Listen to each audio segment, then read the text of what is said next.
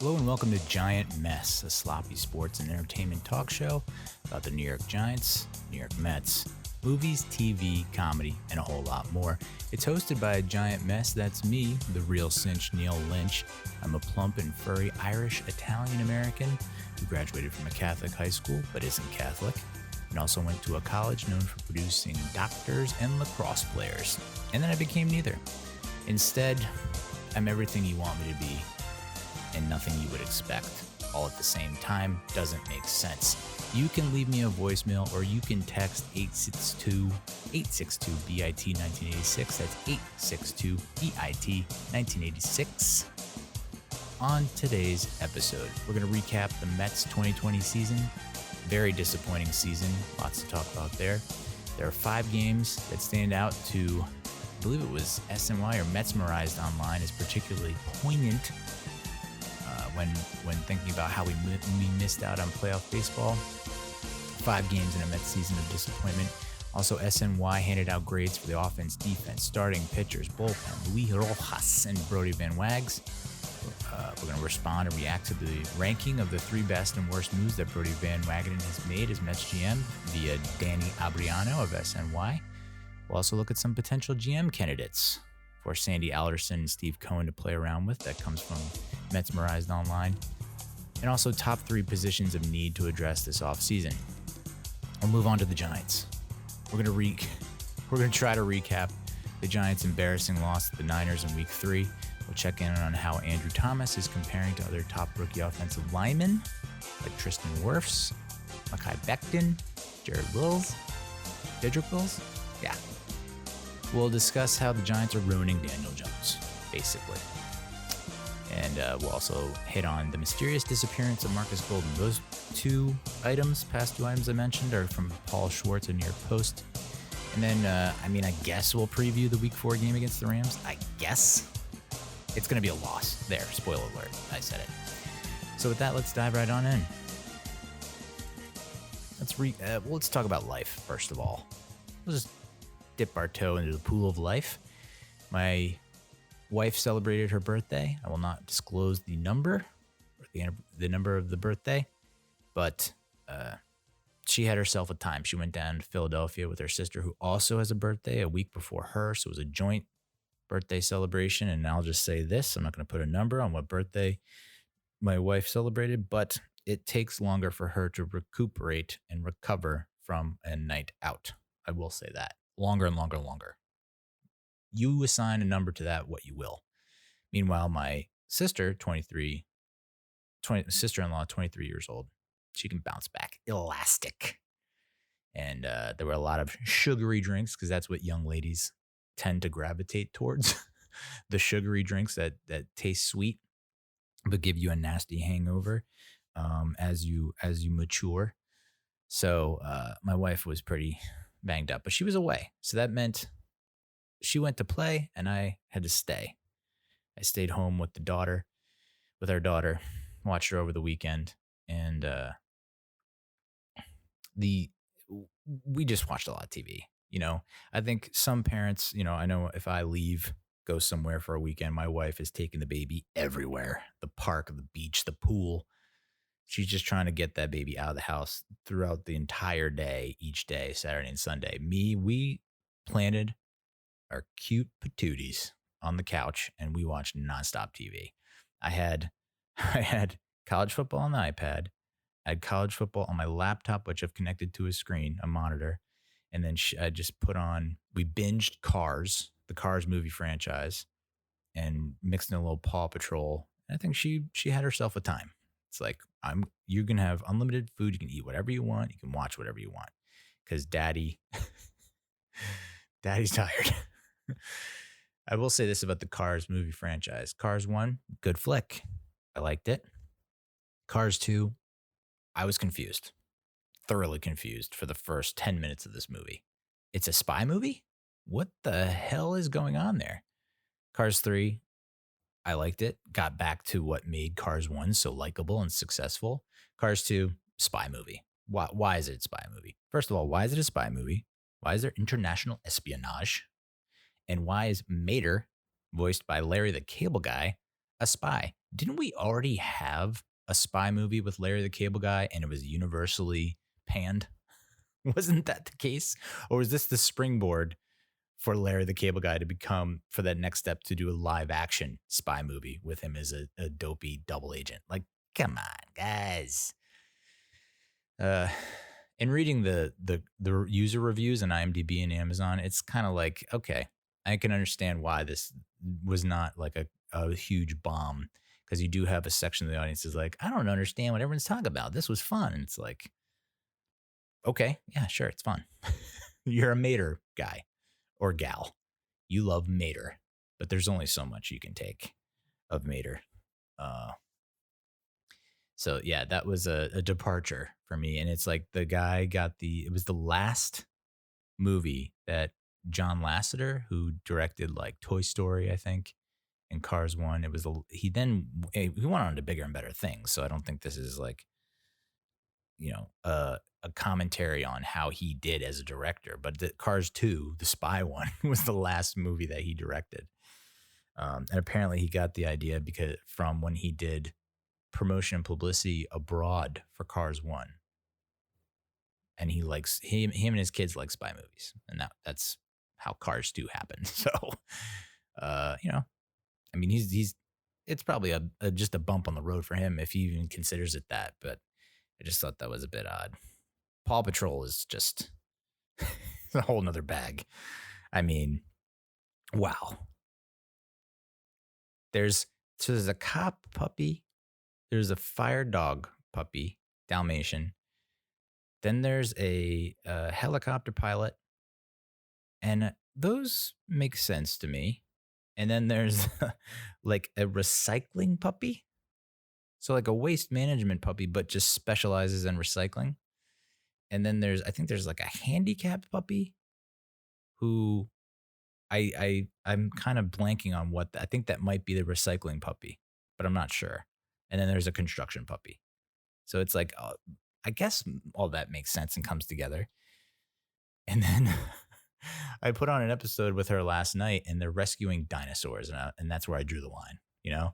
It's like, I can accept talking puppies that save the world, that have assigned professions and can talk and drive motor vehicles like helicopters and tanks. But saving dinosaurs, that's just where my disbelief no longer suspended. So, yeah, that was basically my weekend. My favorite part of my wife going away, though, is when she inevitably, will party hard, like she just don't care, and then come back on that Sunday just torn to shreds from a spiritual standpoint, just her soul in shambles. And so everything that has bothered her or that stresses her out or causes her anxiety, whatever her type A personality is, just like beating into her nonstop. It just subdues. And all she can think about is like, how do I make this hangover go away? And the beauty of that is she'll come home and she won't care that there's shit everywhere. All the toys from the baby. No longer at the top of her list of things to worry about. It's just trying to get back to a normal spot, which I love because then I get to take care of her, and she's very lovey-dovey and affectionate because she wants to feel good. And she'll bring home just a basket, a bucket, a boatload of fast food, just really bad fast food. So we just binge on fast food, TV, and we, all the things that set off flags and alarms in my wife's head, no longer there because there's just the throbbing of her head. So I like when she's hungover. Does that make me a bad husband? Probs. There were a couple movies I also watched. I talked about In the Shadow of the Moon. Tease that. We'll hopefully get a review of that to you soon. Not that you need it. And then the sequel to The Babysitter, titled The Babysitter: Killer Queen, came out on Netflix, and I liked it. I liked it a lot. Critics, not so much, but I'll hopefully get to a review of that maybe next week or whenever I've officially counseled on the Giants, which if you talked to me on Sunday, might have been a different story. Probably would have pushed the button, smashed the button if it were available. So we'll start off with the Mets. We'll talk about some bullet points, some big takeaways from the 2020 season. Extremely disappointing. We talked about it last time back in late September that if you look at Baseball Reference, they had a 90% confidence that the Mets could go 40 as good or high. Their ceiling is 40-20, and that their low is probably around 26-34. And show enough, 26-34. We finished tied for last in the NL East with the Nats. What a disappointing way to end the season. When really we needed a whole bunch of things to come together for us to make the playoffs, and it was like a 1% to 2% chance. But lo and behold, everything we needed to happen outside of what we controlled happened. I think the Giants lost, Rockies lost. We had the Brewers win one, which was good, and then lose. And so everything fell, all the dominoes fell exactly how we needed to, except we didn't take care of our business. We lost that first game. First of all, the game, I think it was on Friday, was postponed due to rain. So we did the doubleheader on Saturday, and the first game we lost. And it's just like, I have no interest in watching these final two games, because it's like you can tell most of the guys are deflated, defeated, unmotivated to play these meaningless last two games, unless they had bonus contract incentives or bonuses. I don't know. We can say this, though, is a breakout year from Dominic Smith. What to do with him moving forward, I don't know, but he batted .316 with a .993 OPS. We had another Cy Young caliber season from Jacob deGrom. There was only that one hitch, the one hiccup. I think it was the 2-inning outing against the Phillies, something like that, where he had to leave due to, I forget, but it wasn't, might have been a tight hammy. Didn't want to push it. It's understandable, but he gave up a few runs in that outing, and that ballooned his ERA, and I think that might be the one that comes back to bite him. He finished with a 2.38 ERA, NL best, 104 strikeouts, and a .956 whip. Whew. Fewer than one walk and or hit per inning pitched. I mean, you can't do much better than that. Will he get the third Cy Young? Yeah, I hope so, but you look at that one outing really killed him. And you look at, I think it was like Max Fried. Who else? Trevor Bauer in the NL. Stiff competition, but I think most of the major categories, he's numero uno. So I would expect him to, I wouldn't be shocked if he didn't get it, but, I think it would that'd be nice. A nice little three-peat. We had two, some would say, surprising rookie seasons. I didn't write that. I just copied and pasted it, but someone somewhere saying that these rookie seasons were surprising. I'd say one maybe more surprising than the other. The first is David Peterson. Went 6-2 with a 3.44 ERA. He's pretty much solidified himself in the 2021 starting rotation. Whether he ends up being the number 3, the number 2, I would imagine that Cohen is not going to rest easy, knowing all the huge holes we have in the starting rotation and the bullpen. So I'd imagine that he'd get pushed down lower to the 4 and 5, which is a good thing to have someone like him at the 4 or 5. So that, I think, was most surprising for Mets fans. And then Andre Jimenez played 49 games and had a team-high 8 stolen bases. And, other than getting hurt towards the end of the season, he pretty much surpassed Ahmed Rosario as our starting shortstop. It's, I think there was a poll put out there on Twitter, like, what do we do now that we have Guillorme, Rosario, and Jimenez? Do you keep all 3? Do you trade someone? What do you do? And again, we have a gluttony. There's just, like I said, a logjam of infielders that we have, which we'll get to with, reviewing Brodie Van Wag's 10 years GM, because I think it's coming to a close with Steve Cohen coming on board. But you got to think it would be nice to keep all 3 guys, because you saw what Guillorme can do when given extended playing time. His slash line was heads above a lot of the other players that were getting regular starting time. I know people kept on chipping or chirping Todd Frazier getting more and more appearances and starts over Guillorme. But I mean, tough to say. I've mentioned before in previous episodes that the Mets do have a prospect at shortstop making his way through the ranks that could be the backup to Jimenez, or could be a trading chip. Do you want to use Rosario as the trading chip, knowing that he's been up and down and he's probably been seen more by more GMs versus this prospect who, there's like the top prospect kind of like hits you, it's kind of shines and glows like, what could be potential versus Rosario, where it's like, well, we've seen his highs and we've seen his lows. So it's like, we're not as excited about him, but something to monitor looking forward. I feel like Guillorme's going to get the shaft, but I mean, you can't. How do you go against a guy with that beard who then converts it to a Fu Manchu and still crushes the ball? So luckily, Jed Lowry is off the books. Wow. I would love / hate to get paid that kind of money and give little to nothing in return. I mean, just nothing in return. It's gotta weigh on you for sure. You'll go down in history as a bust and this and that, but I'm pretty sure you can put that money to something good, whether it's therapy or a charity. I don't know, but a little part of you has to feel for Jed Lowry because, I mean, the dude just could not get healthy. It's not his fault that he got signed. It's not his fault that Brodie Van Wagenen is an idiot. Put that in the books.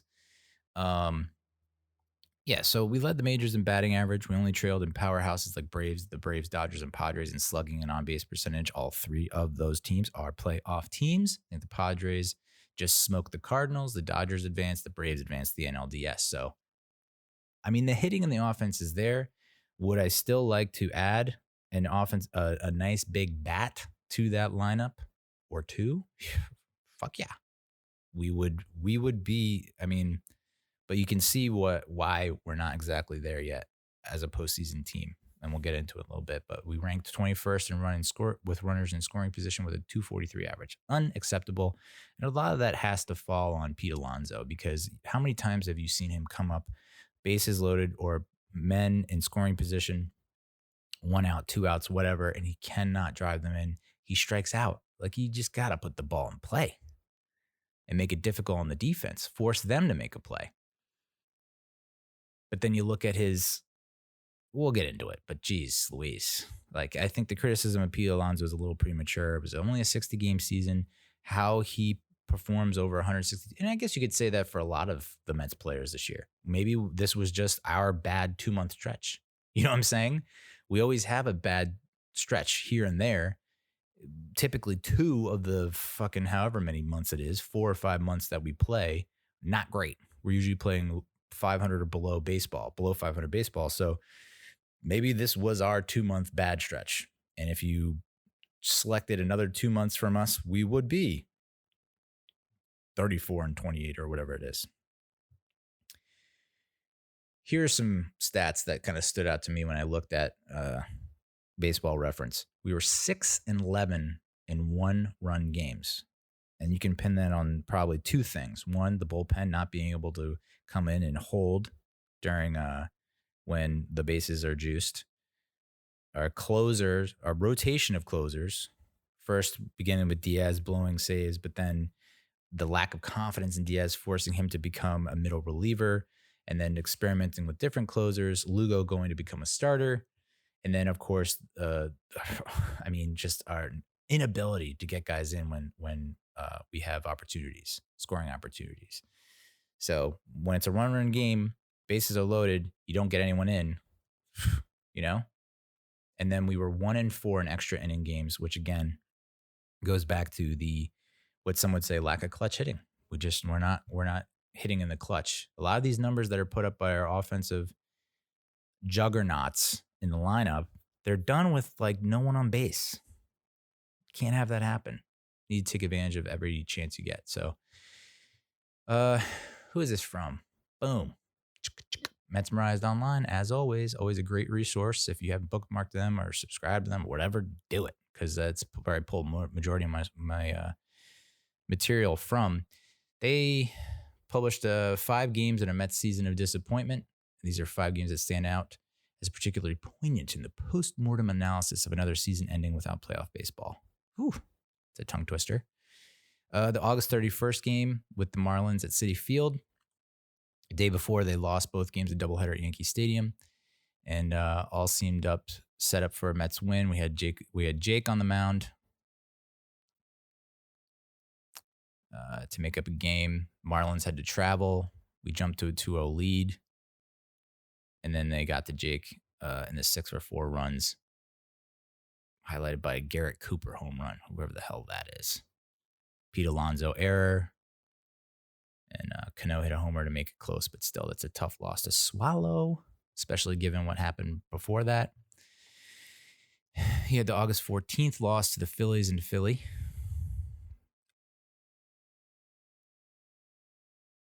Mets took a 4-2 lead early, and then the Phillies would come back and win or lead 5-4 in the 5th.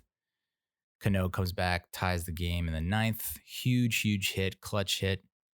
And then there was the non-tag at home with Ramos. Oh, my God. You had the July 25th game against the Braves at Citi Field. We had the opening day win with DeGrom with a bump and Yo getting the clutch home runs, game-winning home run. 2-1 lead in the 9th. Strong start from Steven Matz, something you have not heard since then. And good work with the bullpen. And then, of course, Diaz comes on, gets the first 2 outs. Ozuna's down to his last strike.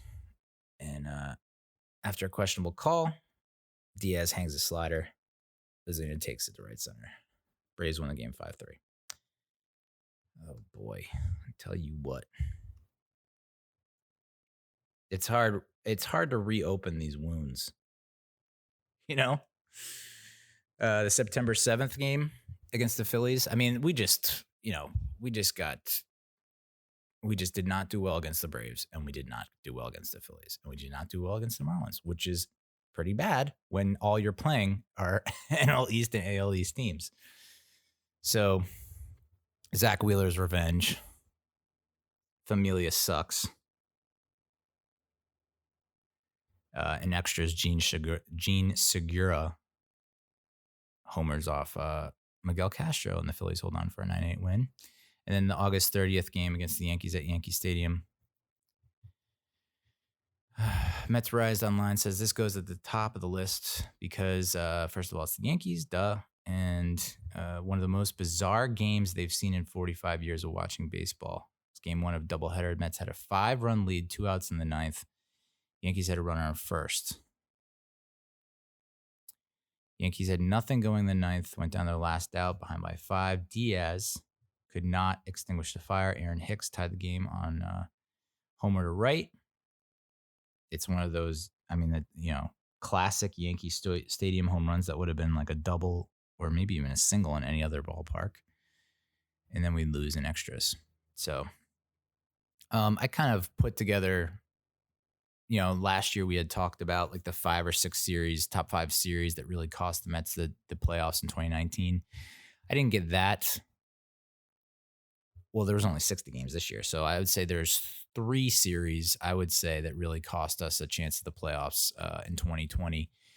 I mean, you could point to the Blue Jays series, but I'm going to go with, both these series contain the games mentioned by MetsMerized Online. The Phillies series from Friday, August 14th to Sunday, August 16th.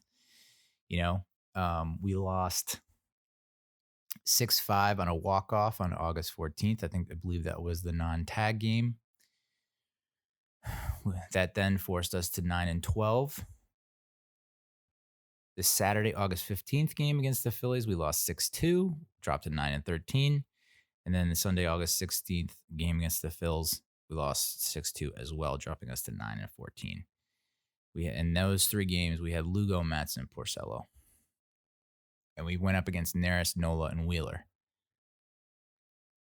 I mean, we talked about so many reasons why Brodie Van Wagenen deserves a pink slip, but Zach Wheeler has to be number 1 on that list. And, I've seen a lot of commentary in defense of Brodie Van Wagenen saying, oh, well, he was, there were so many restrictions put on him from a economical, financial standpoint, like the budget. He wasn't able to, really get the most out of his payroll. It's because the Wilpons are stingy, blah, blah, blah. But it's like, figure it out. I mean, can you imagine if we had Wheeler this year? Wheeler, DeGrom, Peterson, with Lugo possibly, I mean, no one knew that what was going to happen with our starting rotation, but Lugo wanted to be a starter. We continued to roll out Porcello and Waka after bad start after bad start after bad start, hoping they would come around. And meanwhile, Wheeler was just like invincible for the most part, every outing, every appearance.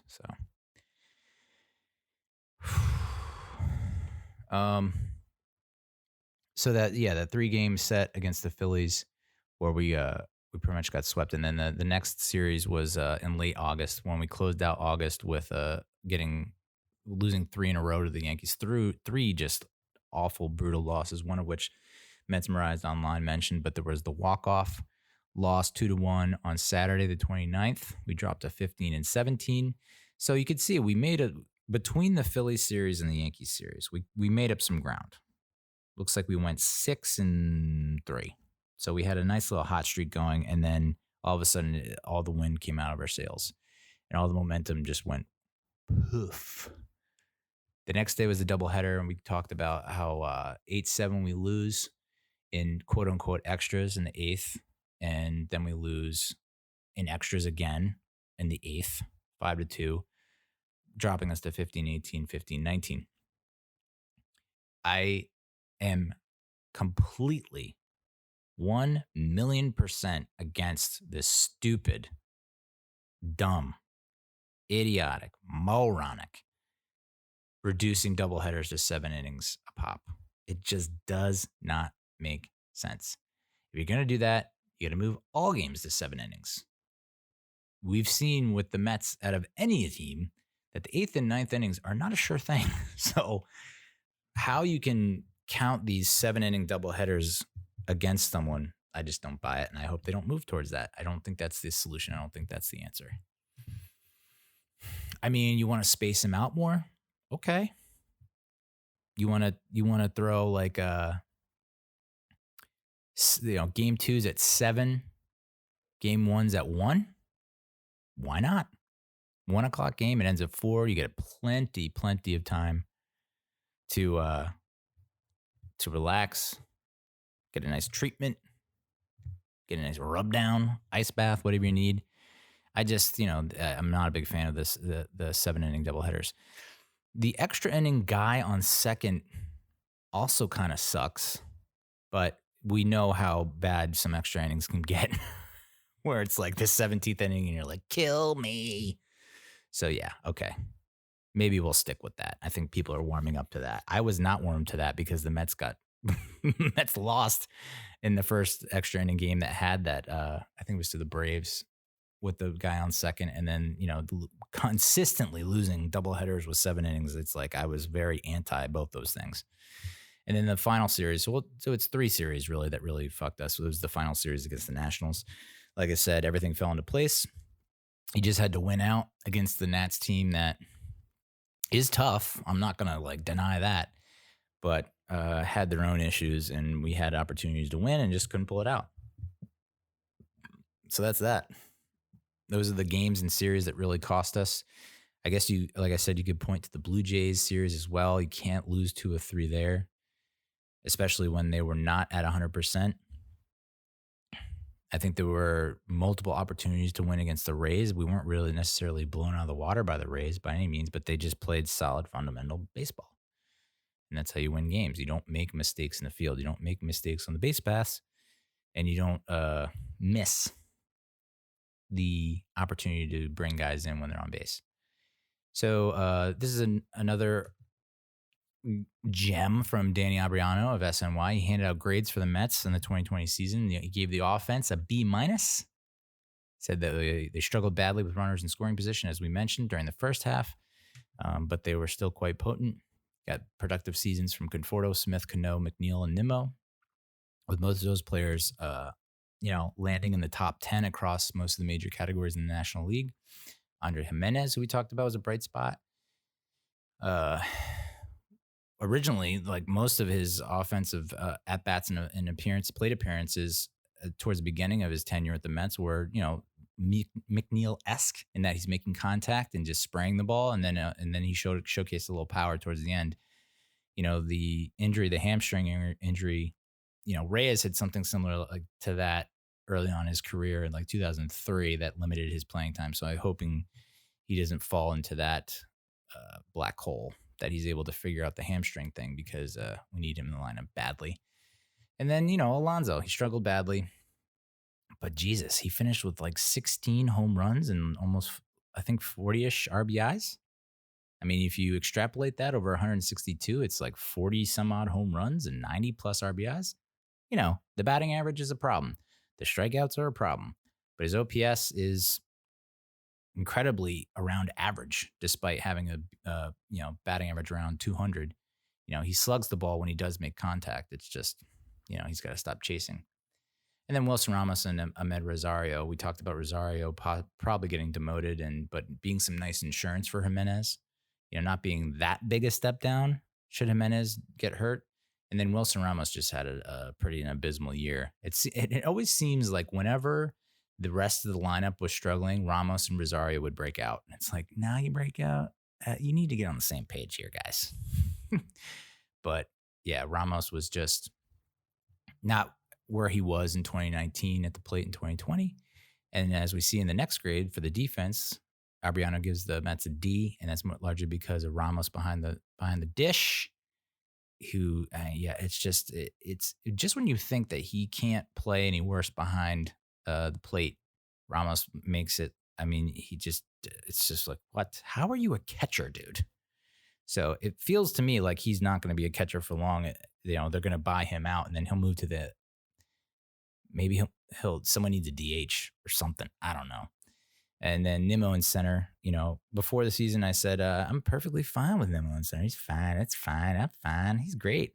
And then he was like one of the worst defenders in center field. So it's just hard to wrap my head around, because he seems fast and quick and speedy, but he just cannot get a good read on the ball. And so maybe, I envision him moving to left, or even possibly getting traded, because his name always comes up in trades. And I think Alderson was very attached to Nimmo for a long time. So even though clubs were probably inquiring about Nimmo, Alderson was like, no dice, or was asking for a ton. And I don't think that's the same with Brodie Van Wagenen. But the issue is, I don't think BB Dub's going to be around to actually see that through. And then finally on defense, the reason why that we've touched upon multiple times that we got a D is, and this stunks. I did not think this was going to happen, because this is, I believe, his natural position. But JD Davis at third base, I was like, well, let's get him on a left. Let's put him on third, and then let's figure out whatever. And nope, that was, I was like, McNeil second, Davis at third, maybe Cano at DH. And then I guess, Dom Smith in left, even though I don't like that at all either. But yeah, multiple guys playing out of position, and Brodie Van Wag's like weird fetishy infatuation with infielders.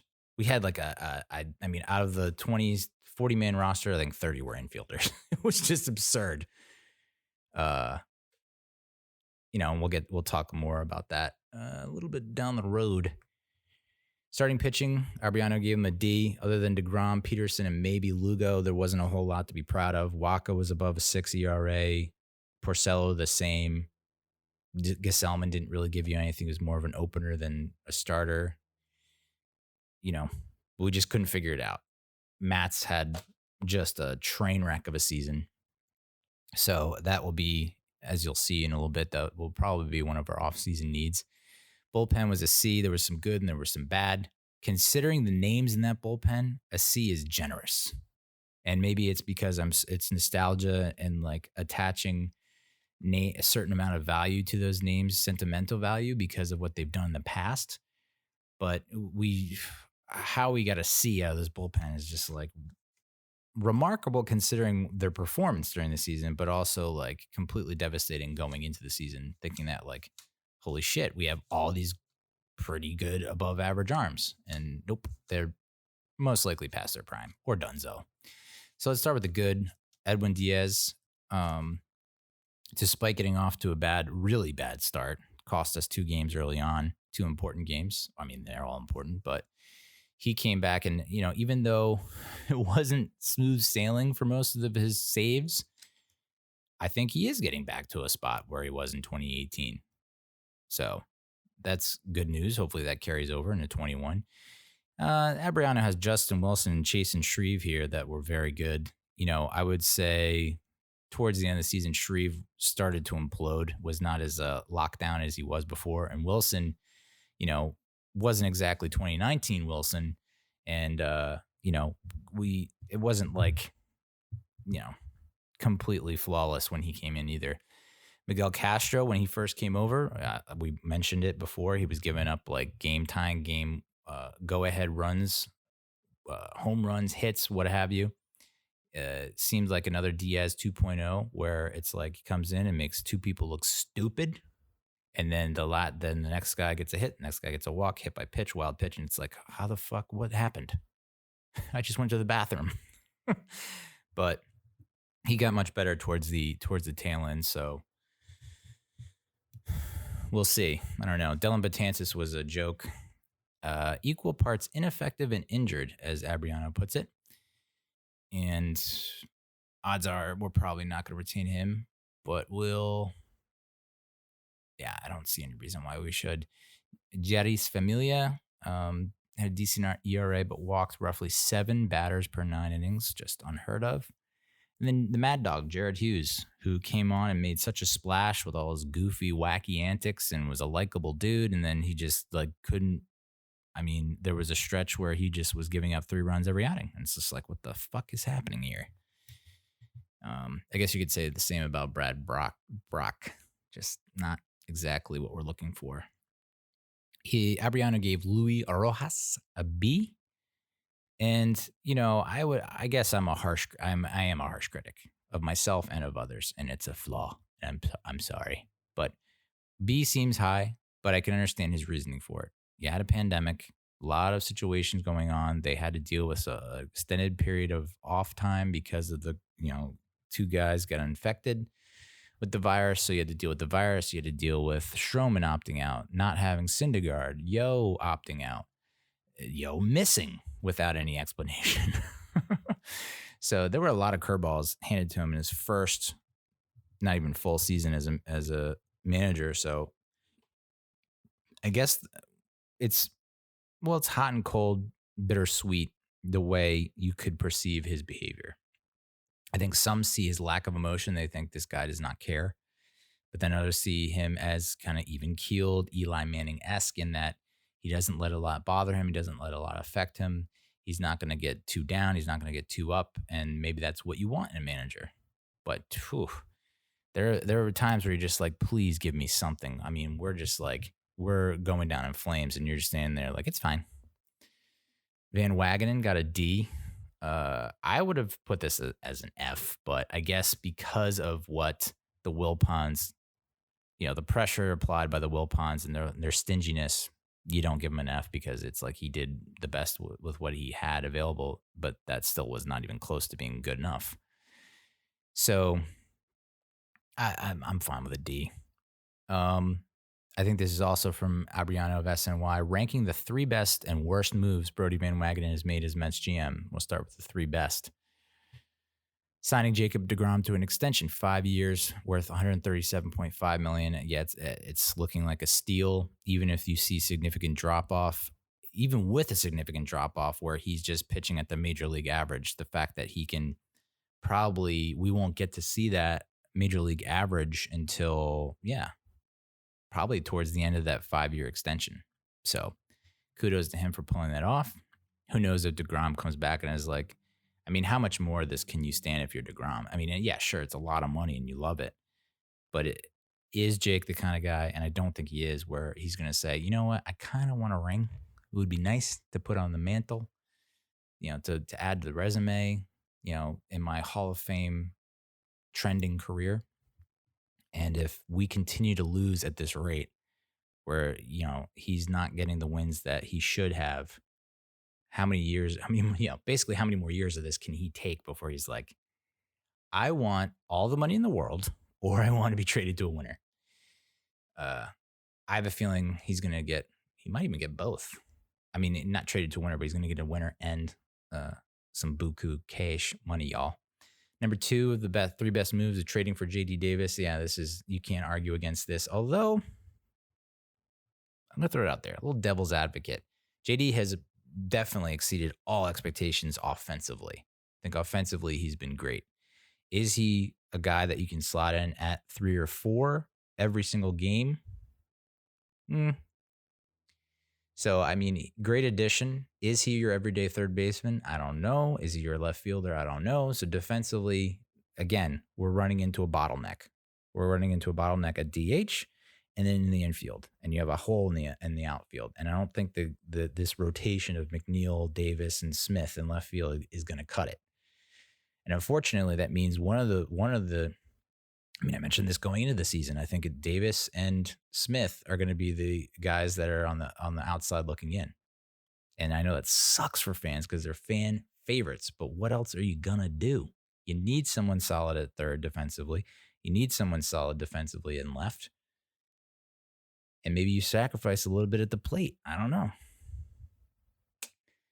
But you look back at the deal for Davis. We handed the Astros minor leaguers Ross Adolph, Luis Santana, and Scott Manea for Davis and Cody Bohannock. In 2019, Davis hit 307, 369, 527 with 22 homers and 22 doubles in 140 games. And he did not, I don't think he performed up to that level in 2020. Still played well and hit well. I know he dealt with an injury towards the end, but is he a trading piece in the offseason? I don't know. Number 3 of the 3 best moves, aggressive drafting that landed Matthew Allen and JT Ginn. I hope that's Ginn.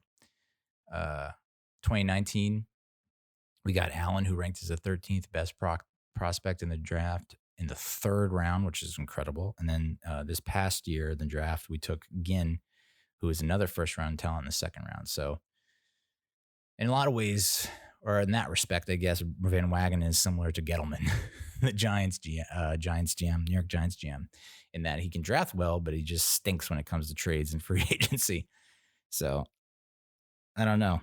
What would you rather have? So far, not so great for either club. The 3 worst moves, including Jared Kelenic and the Edwin Diaz Robinson Cano trade.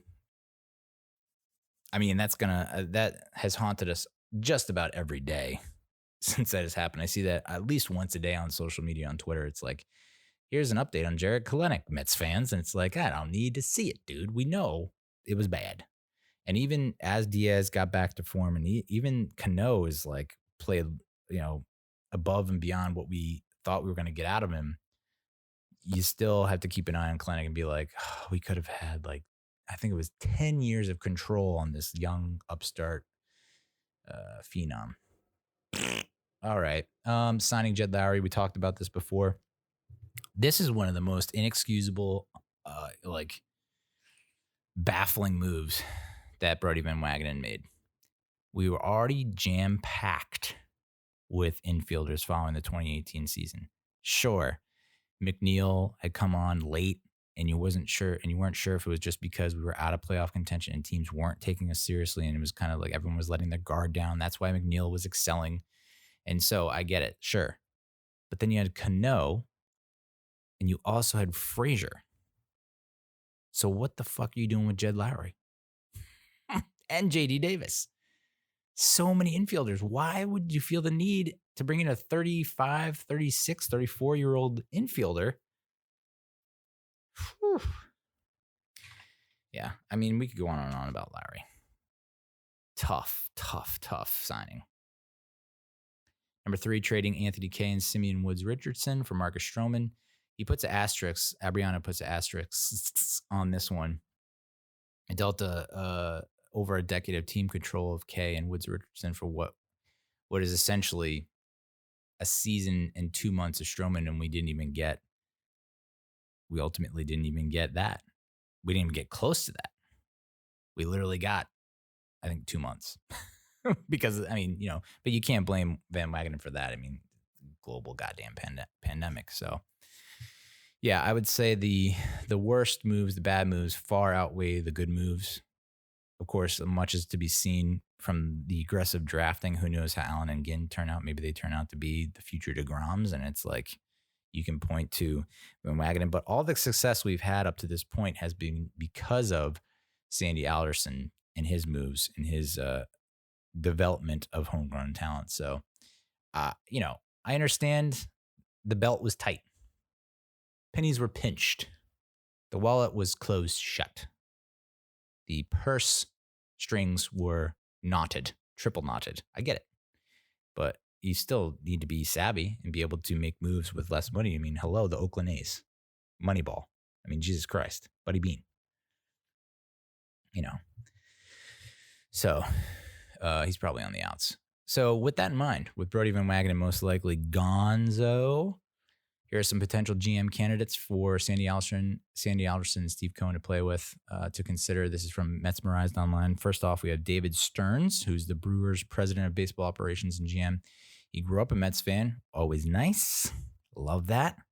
Although I would assume you have a group of people that are like, I don't like that, because there's too much emotion tied to moves. There's too much emotion. You have to remove your emotion when making moves, whether it be cuts, waiving players, trading players, fan favorites, So I'm certainly, there's got to be a sect of people that are like, we can't have emotion come into business moves. Get it, got it, good. But I think it doesn't hurt, because it's like you're going to care more about how the team does. So that's in the one for the pro or plus column. He even spent the 2008 season interning in the organization under Omar Minaya. He rose to the ranks of the Indians front office, was assistant GM with the Astros, and at age 30 became the Brewers GM 5 years ago. He orchestrated the Christian Yelich trade, and the Brewers promoted him to president of baseball operations early 2019. And the concern here from MetsMerized Online is that would he be willing to take a step back and just become the GM for the Mets? I don't know, especially with the Brewers being so close and on the cusp for so many years. Does he want to see that through? Matt Arnold is the Brewers senior vice president and assistant GM. He's done everything that you can do in a front office except be a GM. He's spent 9 seasons as a key cog in the Tampa Bay Rays hyper-analytical machine. And as you can see, we talked about this the previous episode when we were recapping the Rays-Mets series. There are a lot of names on the Rays that I just do not ring a bell at all. They just are not familiar. They're not brand names, but they get the job done. And I have to believe that's because of the analytics, the stats guys, the computer guys, the numbers guys. So I think even, it's been mentioned that Steve Cohen is going to be more analytics driven, which is great. And so he's probably going to lean towards an analytics driven GM, which is also great.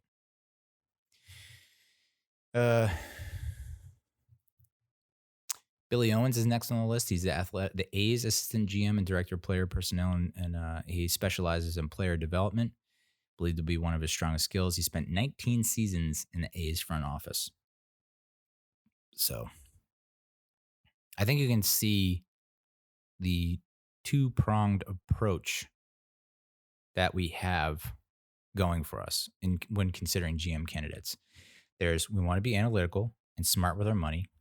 Where we don't have money, we want to be smart and have it be numbers driven. What's the best bang for a buck? But also, as a nice little cushion, we can go out and get an overpay for certain players that can not only increase jersey sales, ticket sales, but also be the nucleus of a team, to be the face of the team, that kind of thing. Jared Porter's next on the list. He's the Diamondbacks senior VP and assistant GM. He worked for the Red Sox from 2004 to 2015, spending 2 seasons with the Theo Epstein's Cubs. 4 championships as an executive at the age of 40. Pretty good. Mike Chernoff, the Indians GM, he reportedly turned down an interview with the Mets back when before Van Wagenen was hired. He grew up in North Jersey and played ball at Princeton before interning with the Indians. And some would speculate he turned down the interview because he doesn't like the Wilpons. And who would argue with that? Now that there's new ownership, maybe he'll come back to the table. Jason Paré, Braves assistant GM, research and development, one of the most analytically savvy minds across all of baseball, according to MMO. Paul DiBattista, one of Alderson's first hires in 2010, was with the Mets until the Browns snatched him away. Weird move. He's now the chief strategy officer for the Brownies, and then he served as GM of the Dodgers between 2004 and 2005. I understand the connection. I understand it's a familiar move, and we tend, when stuck with a tough decision, we tend to regress or resort to familiarity. I'm hoping we don't go with DiBattista. I don't know, just a gut feeling. JP Ricciardi spent 8 years as special advisor to the Mets under Alderson. He's the GM of the Blue Jays from 2001 to 2009. I'd say, yeah, there's a connection to Alderson there, but can we do better? And I don't know how to pronounce his name. Kim Ng. NG is the last name. Hey, I'm white. I'm not using any of this excuse, but I'm an uncultured swine. Apologies. Kim was the assistant GM of the White Sox, the Yankees, and Dodgers. She has since worked as a senior VP of baseball operations in the commissioner's office, will be the first woman to hold the position of GM in any of the 4 major North American sports leagues. I mean, that would be, not going to lie, that'd be kind of cool. That would be cool. It would be cool. Forward thinking and diversity, inclusion, all that. I just don't see it happening. And then the last name on this list, Bobby Heck, scouting director for the Astros between 2007 and 2012, special assistant to the GM with the Rays. Just kind of a wild card offering from MMO. So of those names, we said DiBattista and Ricciardi. It's like, it's great. They have relationships with Alderson. Maybe they come back in a different capacity. I just don't think GM is right for them. I would much rather go with someone who has the analytical mindset. So, is that Matt Arnold? Is that Jason Paré? Those kind of the leaders in the clubhouse for me. So we kind of hit on this briefly when handing out grades, but the top 3 positions of need to address this offseason, I mean, if you can't guess it by now, I mean, welcome. I'm gonna clue you in real quick. Starting pitching. Steven Matz allowed 14 home runs in 30 2/3 innings pitched. I don't know if he needs to go through extensive electroshock therapy, intensive psychotherapy, but my man's in a bad spot, bad headspace. So I think he has to go into arbitration this year, and it's like, is he worth $5 or $7 million? I just don't see it after that kind of Hindenburg type crash landing he had in 2020. I just can't see it. So I think his days might be numbered unless he wants to take a pay cut. I don't know. I just don't think that he's going to be around.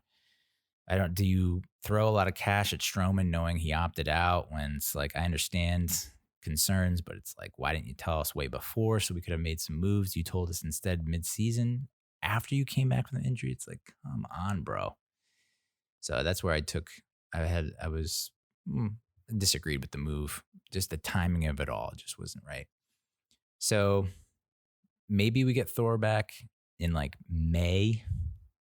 I don't think you want to rush him back for April. It's like, why? Maybe get him back for May. We talked about, there was a poll they put out on SNY for Lugo. Do you want him starting? Do you want him closing? I think 2/3 of people, the last time I checked, said starter. And I'm not going to argue with that, especially since I think we have more mobility now. We have more freedom with, our payroll. Now that Lowry's off the books and you're going to buy out Ramos and Chirinos and all these other players that just eat up so much of your cap space, salary, payroll, So DeGrom, Peterson, Noyce, Thor eventually, Lugo. So you're looking at maybe 1 to 2 starters you want to bring in. And then, of course, we talked about catcher. J2 Realmuto is the guy that everyone's pointing to. There's been a lot of debate, like if you have to choose, which I don't know that we have to just yet, between Trevor Bauer, starting pitcher, and JT Realmuto. Who would you go with? And I said last time we talked, I'd go Trevor Bauer. I know that he can be quite vocal and opinionated, and you could let it be a distraction if that's just who you are as a person. But he's at 30, and as a pitcher, I like him a lot more than I like Realmuto as a catcher at 30, because how many innings you got left in them knees. And, I let people say, well, we could, move him away from catcher. Well, you move him to first and you have Smith and Alonso. Well, you move him to DH and we have Alonso, Smith, Cano, David, so you'd have to move a lot of pieces around for that to work. So I guess I'd lead towards Bauer. But are there any other catchers on the market besides Realmuto you go after? And I think Rising Apple, fan-sided site, said James McCann. I don't know a whole lot about him. So it's like, do we panic and decide to sign Realmuto to like a bloated contract, knowing we're probably not going to get anywhere near the production to justify it for 2 to 3 good seasons that could put us in playoff contention, knowing that the next 2, 3 after that are going to be all downhill? Might be worth it. I don't know. And then center field. So we mentioned that Nimmo's pretty much not going to cut it in center. He needs to move to left field. And then we had to come with a stud center fielder. And so does it mean, we had some interest in Starling Marte at one point. He went to the Diamondbacks, eventually got traded to the Marlins. So would be nice to kind of get him in the mix. There's also Kevin Pillar. I don't know jack about him. And then Jackie Bradley Jr., JBJ, and George Springer are the other 2 center fielders that I guess are top of the list. Tell you what, you get Realmuto, you get Bauer, you get that center fielder. I think with those 3 additions alone, you could pretty much guarantee a playoff spot. Boom. I had a preview of what's MetsMerized Online also put together a preview of what's next for the Mets. And it's pretty much just doubling down on what I've said here. But of note in the article are the guaranteed contracts. DeGrom guaranteed, Cano guaranteed, Familia guaranteed, Dylan Betances guaranteed, yuck. But I think, and then Brad Brock guaranteed. Seattle's paying like around $4 million of Cano's salary. It's such a joke.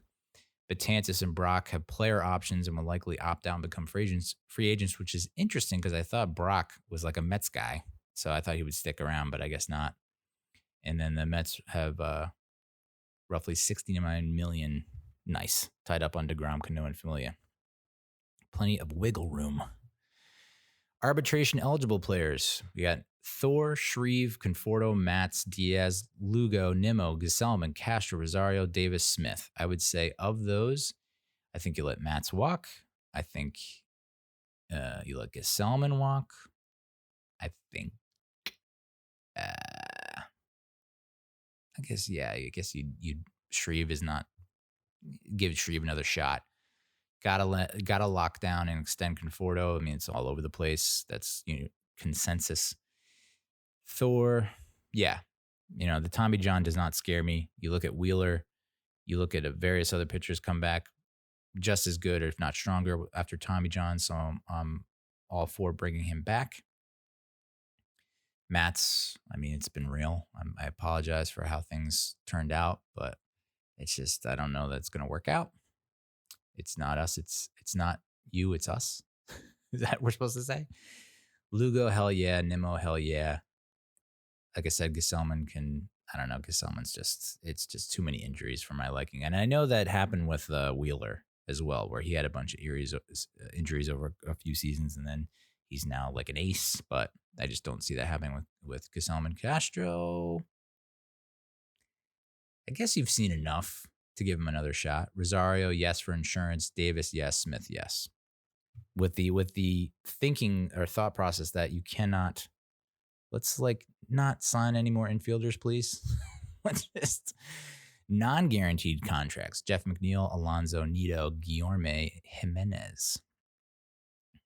I would like to have pretty much all those guys back. Do you bring Nido back?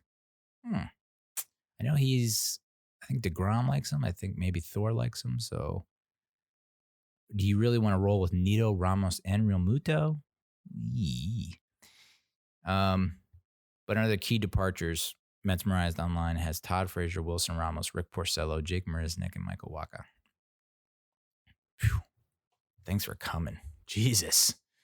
Porcello, Marisnick, and Wacha. Thanks for coming. So, I mean, as disastrous as 2020 was, I feel like there's nothing but optimism for the Mets in 2021 and beyond. We have a pretty good core group of players. Unfortunate series of events. Lemony Snicket up in this piece for 2020. A lot of extenuating circumstances out of our control that really, messed things up. But still, I think, I had high hopes for a living, and it did not pan out. So you gotta feel good waking up as a Mets fan and thinking, okay, the future is bright. I'm gonna pop on some shades. As for the Giants, holy moly, let's talk Giants. Even though the words don't necessarily come to me that quickly because they have left me speechless with how bad they are. I guaranteed a victory. This was my silver bullet, stone cold lock of the century. The 49ers, when I previewed the 49ers game in week 3, last episode, I said smash Giants against the spread, smash money line on the Giants. How in the world do you lose to a team that is missing their starting quarterback, their starting running back, their backup running back, their starting wide receiver, their starting tight end, the 3 starting defensive linemen, starting linebacker, a starting corner, all out due to injury? So many key figures and names out, not playing, with backups in, on our home turf, the same home turf that the 49ers bitched about and complained about because there's so many injuries that our field caused them. And we lost 36-9. Now, if I had done this recap that Sunday, which I was leaning towards, I wanted to do it right then and there because there were so many feels. I was all caught up in my feels. And I was like, the big swallow. And I was ready to just fire off a rant for the ages. And other duties called, had other responsibilities. Monday night was research night, just trying to compile some thoughts, trying to get it all down on paper, trying to take a bigger look, a bird's eye view of what had happened, trying to get the stats, trying to get some reactions from the All-22, which might reveal some things before I let my emotions get the best of me. If you were to ask me how the rest of the season turns out for the Giants, and I think I tweeted this out when they were down, they were basically guaranteed a loss, 0-16. Now, before the season, there was an episode where we took a look at the odds makers, the betting lines for the Giants across the 2020 season. I think they were favored in 2 games, maybe just 1 game, and it was the Cardinals and the Washington football team. And I said, that is preposterous. How the hell can we only be favored? So Vegas is saying that we're going 2-14. And now that I think about it, it is not that far-fetched. We are in a bad way, my man. We are bad. We are bad. But with that said, Giants are bad. We get it. But how good are the 49ers? But also, is it a mirage? And this is where the NFL is so exciting to watch and to follow, because the Niners lose to the Cardinals. And we're like, wow, are the Cardinals good? Are the 49ers going to experience a Super Bowl hangover? Are they are they not going to play up to expectations? Are they going to slump because of, reaching the pinnacle of professional football? And are the Cardinals way better than we thought? Has Kyler Murray gone leaps and bounds above what he played like in 2019? Do we take the Cardinals seriously? So there's that you got to factor into things. But 36-9, I would not have believed you. I would have spit at the ground upon which you walked. So, I mean, we'll recap it. I don't know that we need to pour salt anywhere near this festering, gross wound, but there are a few plays that really were the difference in us in this becoming a blowout, because it was not a blowout for 2.5 quarters, 3 quarters. This was a winnable game. We were within striking distance for a lot of the game, and then it just all the floodgates open. So the very first drive, the toss, kind of a trick play, trickeration, special play. I'm not hating on it. I'm not anti this move. I think it's a good play call if you execute. It's a bad toss from Daniel Jones. It's Evan Engram somehow getting butterfingers yet again. And we get the fumble, and the Niners recover and go and score. That killed a drive that was looking pretty promising, would probably have resulted in points. So that's points off the board. Let's say that's at least 3 points off the board. End of the first quarter, 6-3. So it's not, not where we want to be. I would have thought we would have led all 4 quarters and got the win. But 6-3. It's like, all right, as bad as we played, we're still only down by a field goal. Niners miss a field goal. Their long snapper had a day and a half that day. I don't know what was going on with him. I don't know if it's injury, mental, psychologically, but he ended up being replaced because he had something like 6 bad snaps in a row. So Niners miss a field goal. We come and we tie it up 6-6. And then we have the 3rd and 22 at the San Francisco 44. 3rd and 22. You have to get off the field on that down. 3rd downs, we've been having troubles. Difficulty getting off on that 3rd down. After 3rd down, and this is as sure as you can get for 3rd and 22. And what happens? Mullins passes to Jordan Reed, who's still alive somehow, at the Giants' 49 for 7 yards, tackled by Holmes and Ryan, and there's a penalty on Darnay Holmes. Legal contact, 5 yards, automatic first down. God damn it. So Niners go and score. Darnay Holmes, day he'd like to forget. Just a brutal day.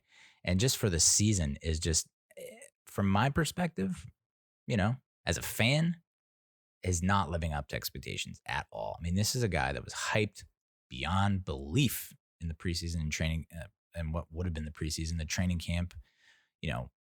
Videos of him with Jabril Peppers working out, and then there's hype from Pro Football Focus saying that he is a rookie to be on the lookout for, breakout rookies in training camp, and most impressive, blah, blah, blah. He hasn't done jack squat so far. Every major conversion on 3rd down, it's just crossing patterns. It's just him trailing his target by a yard or two every single 3rd down conversion. You just see the back of his jersey and him trailing and getting beat every single down. So far unimpressive, falling short of expectations. Niners go up 13-6. Then we have Daniel Jones on almost an identical pass that he threw in the Chicago game against the Bears. Only this time Engram didn't slip. It's this little short, curl, little option route to Engram. And he just not on the same page, not able to sync up mentally. And throws to Engram, and it's intercepted by, I guess, Fred Warner, whoever that is. A pretty decent interception. I mean, it looked like he didn't have a handle on it and was going to be an incomplete, and he snagged it and secured the football. And that's what. And this is again under 2 minutes and a half. I mean, we gave up a touchdown to the Steelers within the first 2 minutes of the first half of the first game. I think there was the Bears game. We might have given up points right at the end of the first half. And then this one, we end up, luckily the defense makes a stand and we only give up a field goal, 16-6. But how many points have been scored against this defense that you cannot pin on the defense? The offense has put them in horrible, horrible positions where it's we just got off the field and then we're back on and we're backed up against our own end zone. This is not ideal for sure. So those are 3 more points that should have come off the board. A touchdown should have come off the board. So we're looking at 6, 7, 13 points. I mean, it should be 6-3 us, good guys, at the end of the first half. Instead, we're down by 10. And in the second half, 2nd and 10 at the San Francisco 30, a penalty. This is a huge run by Jones off the right end, and he's pushed out of bounds at the 49ers 14 for a 16-yard gain. And Slayton is called for a holding.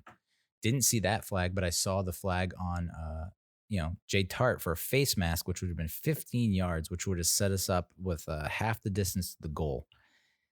And that's prime scoring opportunity. I don't care how bad we are in the red zone. We have a really good chance of putting it in for 6, and instead that pushes us back. We have to settle for a field goal, 69. So even then, say like halfway through the third, maybe, we're down by a touchdown. Still a winnable ball game. And then we end up giving up the touchdown 23-9. That's to me is an example of the defense just not being able to, maybe it's an endurance thing or whatever, but we saw this in 2019, maybe even 2018. It's just like it doesn't matter who's on the field. When your defense has given you so much through the first 2 quarters and has made multiple stands, to expect them to continue to do that, only the elite top defenses can do that through all 4 quarters. And we're just not at that level yet. We always have 1 or 2 series where it's like, I know you've done a lot for us, D, but we really need to stand here to make this a ball game. And then we end up not doing that. So 23-9 49ers. And then, we had gone for it on 4th down. I want to say towards midfield in that area, between the 40s. And we converted. Great. But then Joe Judge, towards the end of the 3rd quarter, decides to go for it, 4th and 1 on our own 30. And it's a sneak with Jones, and he doesn't get it. And I think I read that people were pretty much for that move. Why? Have Riley Dixon kick the shit out of the ball, pin them inside their own 20 or their 10, and let's make them earn it. This is an automatic 3 points for them when they get the ball. Automatic 3 points, despite what kind of mishaps they've had snapping the ball. And so then it was all, at that point it was all bad news Bears. They went on to score, I think, 2 more touchdowns. So 36-9 was the final. But watching the game, it's like, it was there for the taking. It's a few plays. And I feel like we say that every freaking week. So yeah, Jones did not have a good start. This is one of his worst starts as a starter. I'm trying to think of other games where it might have been worse. Maybe you'd say, I don't know. Patsy wasn't great. He did have the 1 touchdown. Maybe he wasn't so great against the Vikings. I would say I don't think it's far-fetched to say this is the worst start of his short career. Again, he's not played 16 full games. 17 of 32 for 179 yards and an interception. It's the first time he has not thrown a touchdown pass, which that in itself should be enough for you to say, oh, let's give him a pass for a little bit. Here's a fun fact. Jones has 12 losses in his first 15 starts. This is kind of tied to the stat I gave last week. 4 Hall of Famers, as well as Peyton Manning, have had 12 or more losses in their first 15 career starts since 1950. So not outside the realm of pos that Jones can be a Hall of Fame type quarterback. And we'll get to it in a little bit with Paul Schwartz wrote an article about the ruining of Daniel Jones for the New York Post. And I think it's a must read, and I'll recap it later. But Jones has been pressured on 41.5% of his dropbacks, just 3rd in the NFL according to Pro Football Focus, who ranked them dead last in pass protection. So, we started off the year looking pretty solid in pass protection, all things considered. I mean, the Steelers have one of the most vaunted pass rushes in the league. So for them to stand up to it and give Jones somewhat of a pocket to throw from is admirable. And then it's deteriorated since then. And we'll talk about Andrew Thomas and how he's played a part in that in a little bit. But the ground game is just, I thought this was the game that we would break out. In my preview, I said I'd be shocked if we didn't put up 100 yards rushing against this team, and not even close. Our top rusher was Daniel Jones, 5 carries, 49 yards, which at this point, you almost have to rely on him being your run game.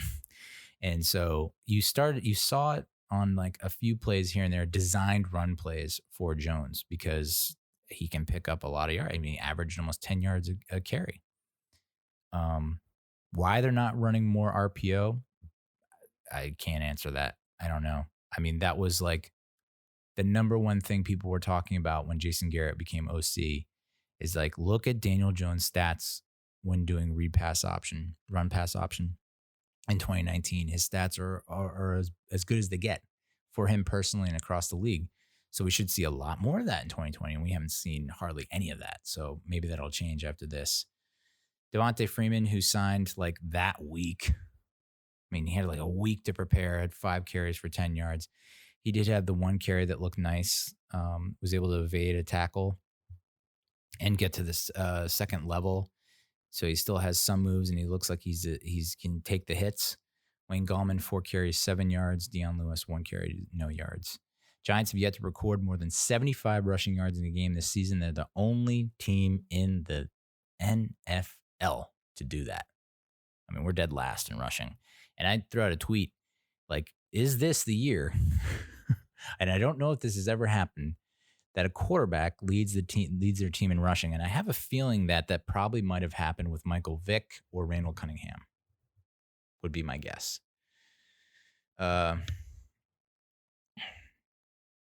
Receiving, not great. Slayton had another off game, 7 targets, 3 catches, 53 yards. Had that the Joe Judge report, which still is nice to watch despite how we feel about Judge, after that just abysmal showing. Still nice to watch him break down plays. He broke down the completion from Jones to Slayton. I think it was 23-yard out, something like that, on a key first down conversion. Like Jones throwing the ball before Slayton broke, amazing, right on point. Put the only place you could put it was pretty good coverage, and then Slayton having the wherewithal to turn from the defender so that the defender couldn't poke it out and pull a James Bradbury or Logan Ryan and punch it out. So good play there, but otherwise 3 of 7 is not going to do it. Golden Tate, 7 targets, 5 catches, 36 yards. Again, if you were to tell me, hey, what were the numbers for Tate just by watching the game, I couldn't have told you. I couldn't have told you 5 for 36. I would have thought 1 for 10 or something like that. I mean, the guy has just been like MIA, just like non-impact, unimpactful. I would not be shocked if the Giants try to ship him off somewhere at the trade deadline. A lot of potential players getting shipped at the trade deadline. This is very reminiscent of the 2017 season. It just feels like, okay, at what point it's November, we're now 0 at that point we'll probably be 0-6, 0-5. It's like the only other team I can think of that started 0-5 and made the playoffs was the Kansas City Chiefs from 2015, something like that. Ended up going and playing the Pats and losing with Alex Smith. So, the odds of us pulling that off, very slim. But, like I said, this is going to be a season where, because we didn't have a preseason, because training camp was mostly virtual for a long time, that you're not going to see players at their full capacity or abilities until like week 4 or 5. So maybe this is the week. Maybe next week we'll finally get an inkling of what this team really is, because this still feels like a preseason team that I'm watching. I thought Evan Engram was going to have a big day. He had 5 targets, 3 catches, 22 yards. I think he had a drop. Caden Smith, only 2 targets, 1 catch, 13 yards. That's just not great. Dion Lewis, 3 targets, 1 catch, 10 yards. I mean, just bad. Damian Ratley, I think had a catch, but he also fumbled the ball, which could have been bad. Caden Smith had a fumble. Slayton had a fumble on that last drive that he lost. And, of course, Jones had a fumble that he lost, which was the toss to Engram. Logan Ryan had 2 passes defended. James Bradbury had 3 passes defended. Whew. And I think Isaac Yiadom was actually replaced in this game by Lewis, whatever his first name is, Ryan Lewis. Defensively, so offensively, it's just like, I think we've totaled 38 points, which is next to last to the Jets. There have been, I don't even know how many teams that have put up more points in a game than the Giants have all season. So Jason Garrett, kindly remove your cabeza from your culo. That'd be great. Julian Love, 10 tackles, 1 assist. Logan Ryan, I mean, this is not good when your secondary is leading the team in tackles. Logan Ryan, 4 solos, 3 assists. Blake Martinez, 4 solos, 5 assists, a sack, and 2 tackles for loss. I mean, you can't really ask. I know I was a little critical of him last week, but I mean, he's like the only guy showing up that's consistent for the Giants defensively right now. Tomlinson had 2 tackles for loss. Leo had a sack and 2 tackles for loss. So it looks like he is playing the best he's played in a long time. So is it still worth a monster contract? I do not know. I just don't know. James Bradbury, another solid game. Kyler Fackrell, Lorenzo Carter had a tackle for loss. Holmes was non-existent. Jabril Peppers got hurt, and he did not practice today, which is Friday, so he's probably out for the game against the Rams in LA, which is sad, but it's starting to feel like Ingram's not going to make it very long with the Giants anymore. It's looking like Peppers is not going to be the guy. You know, once McKinney comes back, I think people feel good with McKinney and Love, possibly. Logan Ryan has played good enough that I would love to keep him, but I think he's probably going to ask for more money now that he's proven himself yet again. Devontae Downs is,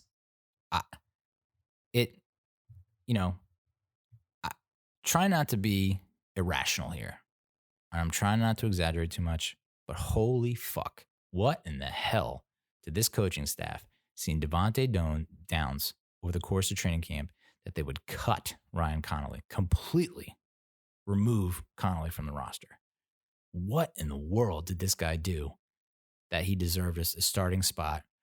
There were a couple plays that I saw on social media, and I understand you're cherry picking bad plays. Of all the snaps that he played, you're showing this one play, but he looks so bad trying to fill the gap, fill the hole on a running play, and got completely juked out of his shoes. And he's not great in coverage. And it's just like, this is the guy that you all wanted to start. And we're carrying so many linebackers, and you could have just kept Connolly. What? Why? And I understand Connolly has only played 1 snap on defense for the Vikings. So who knows? Maybe he doesn't play another snap for the rest of his career. But it's like we had a guy that was proven. And yes, the ACL injury sucked and probably made him slower. But at the same time, and we'll get to this in a second, but Dexter Lawrence, 4 assists, no solos, no tackles for loss, no sacks. Is he getting enough snaps? I think people on Twitter would say, nay, he needs more snaps. Who else has disappeared? Markus Golden has just fallen off the face of the earth, and we'll get to that in a second with Paul Schwartz talking about the mysterious disappearance of Markus Golden. And here's a not-so-fun fact. The 49ers did not punt in a game for the first time since Week 16 of 1993. I'm trying to do the math. 27 years ago. Graham Gano, another good game. Had a long of 52. I didn't think he had it in him, and he did. Riley Dixon, and this is what's so mind-blowing. 1 punt. Say what you will about this offense, and there has been a lot said. But, whoa, dude. 1 punt in a 36-9 blowout? Something does, error 404 does not compute. Why is this happening? Another great punt, by the way, inside the 20, 54-yarder. No big deal. I mean, he's going to be a Pro Bowler again, I hope. But, I mean, there were games where he's punting 6, 7, 8 times a game, and we're going like 4 or 5 3-and-outs in a row. Does not feel like that's happening with this offense. As bad as we've been, Jones has figured out a way to pick up first downs or turn the ball over, which is another, that's also contributing to it. We can't overlook that. Corey Ballantyne, I mean, I'm shocked this dude is still on the team. I feel for him, with everything he went through. And maybe that's having some, aftershocks, some, everlasting effects, but I don't know. I just think his window of opportunity is closing. So how'd the 49ers do on the flip side of things? Pretty damn good. I mean, they didn't run the ball that well. So I will give the run defense that. Mullins was 25 of 36, 343 and a touchdown. I mean, I keep underestimating Nick Mullins. This is not the first time we faced him. We faced him in 2018 with Manning. And I thought to myself, this is a sure win. I think we faced him in 2017. Did we face him in 2017 too? And he fucking crushed it? Yeah. So we lost him in 2017. And I was like, even though we stunk, I was like, if we don't win this, then the season's over. And of course, Mullins comes out and plays a great game. And I was like, okay, yeah, the season's over. And this is yet again, Mullins comes back and the season's over. And we almost lost them in 2018. If you remember correctly, Eli had to drive down with like 2 minutes left in the game and hit Sterling Shepard for the game-winning touchdown, which in my mind was like not a touchdown, but I was like, all right, I'll take it. So Mullins probably deserves way more cred than we're giving him. He has 275 plus passing yards in 5 of his last 6 starts. So Jimmy G don't work out. Mullins is not a bad option. And this goes towards what I was saying in the beginning. Like the 49ers are a team to reckon with. I'd be shocked if they don't make the playoffs. And if they do make the playoffs, I could see them winning a game or two because they have the depth. I mean, you saw it on full blast like Sunday. So Jerick McKinnon, who's been out of the freaking league for like 2 years, 14 carries, 38 yards and a touchdown. So he only averaged 2.7 yards a carry. Jeff Wilson burned us a lot in the passing game, but not so much in the running game. 12 carries, 15 yards. It was Brandon Ayuk, 3 carries, 31 yards and a touchdown on that. Beautifully designed, beautifully executed end around that pretty much sealed the Giants' fate. What an amazing play call that completely fooled everyone going one way, and you had 14,000 blockers against one defender out in the open. And again, Brandon Ayuk had himself a day. 5 catches, 70 yards on 8 targets. I'd honestly, name did not stick out to me. Didn't think much of it, but I guess he's a rather high top prospect draft pick. Kendrick Bourne, 4 catches, 63 yards and 6 targets. Again, I said Jeff Wilson had a pretty decent day, catching the ball out of the backfield, three snags, 54 yards and a touchdown. Ross Dwelly looked like friggin' George Kittle. 4 catches, 49 yards. McKinnon had added 3 catches, 39 yards. So even Jordan Reed was kind of like ripping us up a little bit before he got hurt. So, lordy. So a lot of passes defended. 1, 2, 3, 4, 5, 6. 6 passes defended. So again, I think that goes back and ties back into the Giants receivers just not being able to get separation. It's been a major flaw and criticism of this receiving crew that they can't get separation. Which when you go back to like draft talk, when we're talking about what we should draft and even my post-draft thoughts, I was like, interesting that we didn't target. I understand not going after a receiver in the first, second, or even maybe the 3rd round, but I would have loved to get Chase Claypool. And turns out now Claypool is like one of the top 4 rookie wide receivers. And then he goes to Steelers and he ends up burning us. But, not drafting any receivers and then signing a bunch of undrafted free agent receivers. I mean, at this point, we're 0-3. The guys you got running routes now, not great. You might as well, all the guys, bring them up. Just have them run routes and see what can happen. So, yeah, Robbie Gould, 3 or 4, but that I don't put, it's not on him. I'm actually almost tweeted this, but I'm shocked that we didn't block every single one of his kicks. Every single one of his kicks, it looked like we had. The first kick, I think it was a field goal. It was like, how do you miss blocking that? And every ensuing kick after that was like, how are we missing these blocks? I'm flabbergasted how we did not block a kick. And then time of possession, yet again, the 49ers had almost 40 minutes with the ball. We had like 20 minutes. So brutal. And we touched on it before. Andrew Thomas.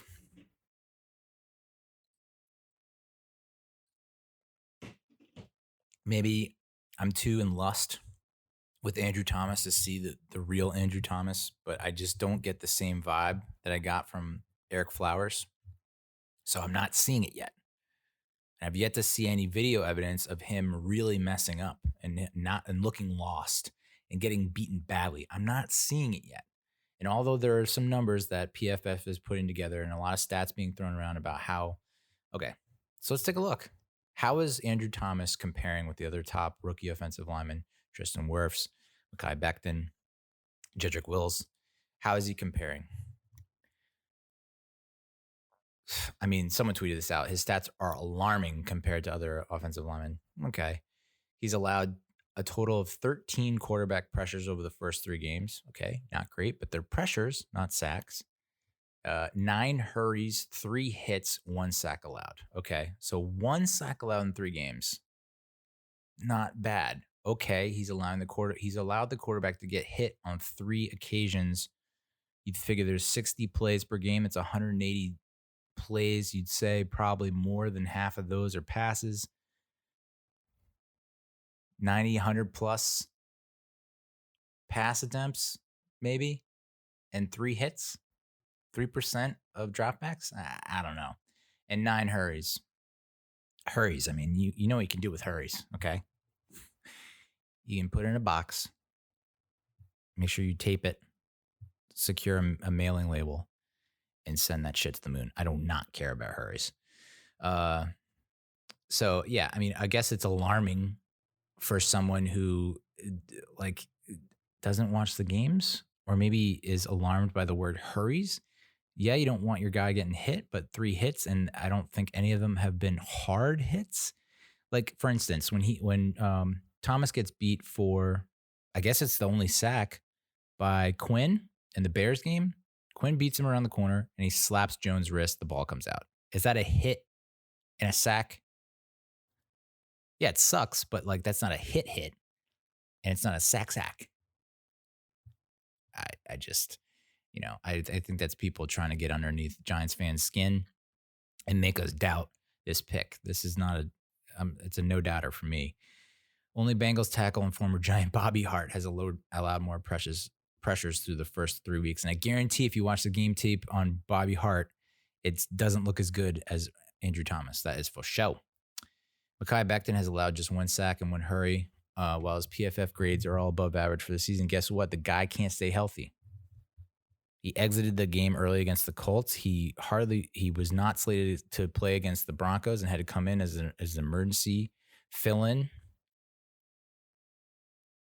I mean, I don't know. I mean, yeah, he's fucking a monster, and he looks good when he's healthy and playing, but can he stay on the field? And notably, Thomas did get a little banged up during the Niners game and had to leave for a couple snaps, but he came back in and he's practicing, so it looks like he's all good. Tristan Wirfs is playing at right tackle, which is a totally different position than left tackle. We all know that. To protect Tom Brady with the Bucs, the 13th overall selection has allowed just 2 pressures, 2 quarterback hits in 3 games. Again, it's right tackle. Typically, you're not really going up against the number 1 pass rusher. Also, who have the Bucs played? The Saints,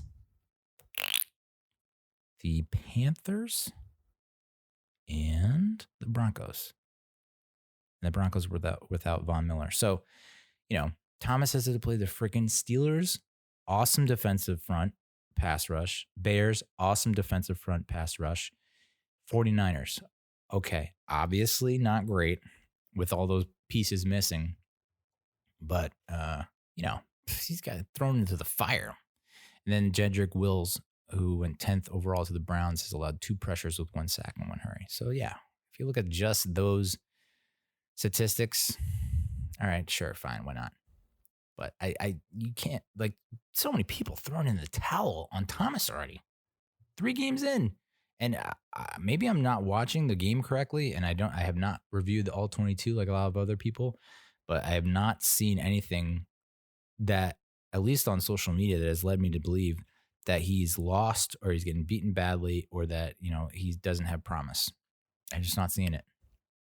If anything, right now, it's a miscommunication issue. I think the 1 sack, he just, it might have been a mental lapse on Saquon's part, or it might have been, it's just a mental lapse. But physically, I think he's capable of getting the job done. Matt Ehalt said the Giants have had a top 12 pick in 6 of their 7 drafts. They have had a top 10 pick 4 of the last 5, and this is what they put in the field. Absolutely embarrassing. Yeah, I mean, again, that's hard to swallow. That's tough. I mean, DeAndre Baker, gone. Eli Apple, gone. Eric Flowers, gone. Oh, boy. Yikes. Odell Beckham, gone. Evan Engram, soon to be gone. Andrew Thomas still here. Daniel Jones still here. Saquon Barkley still here. So, I don't know. Jordan Raynon said Daniel Jones was 0 for 5 with an interception in the second quarter on passes thrown less than 15 yards downfield. That's like almost the complete opposite of what you usually see what you usually see with a quarterback on their spray chart, if you will, how they spread the ball around the field. You usually see higher completion percentage on shorter passes. But he's one of the best deep ball throwers I've seen in a long, long time. And that was like a major question mark, or that people doubted him about that coming into the NFL. Arm strength. And yet it looks amazing throwing the ball downfield, but it's the short game that he can't. It's a little iffy. So here's that article I was referring to before from Paul Schwartz of the New York Post. The Giants are ruining Daniel Jones. That was the title. And I was like, I mean, how do you not click on that? So, I'll here's the highlights. There were 2 excerpts that really stood out to me. First, there was nothing entirely special. So he basically compares the beginning. I mean, we've only had one other starting quarterback in the past 15, 16 years, right? So he compares Daniel Jones, to Eli Manning's start. So Daniel Jones in year 2, Eli Manning in year 2. And he says there was nothing entirely special about Eli Manning circa 2005. He completed an unsightly 52.8% of his passes, fumbled 9 times, and his quarterback rating was 75.9.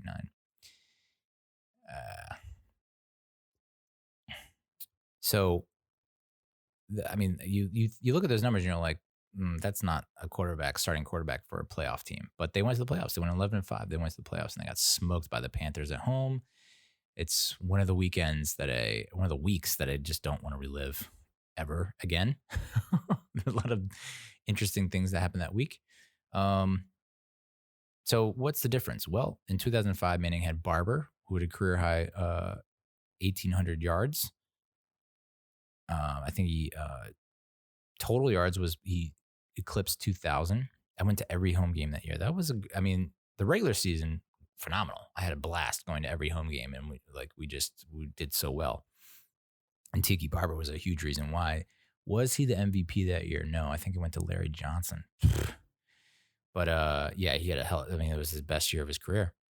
And then he had Monty Toomer, Plaxico Burress, and Jeremy Shockey to throw to. That was Plax's first year of the team. That was our big free agent acquisition in the offseason. Very excited about that, and it paid off in dividends.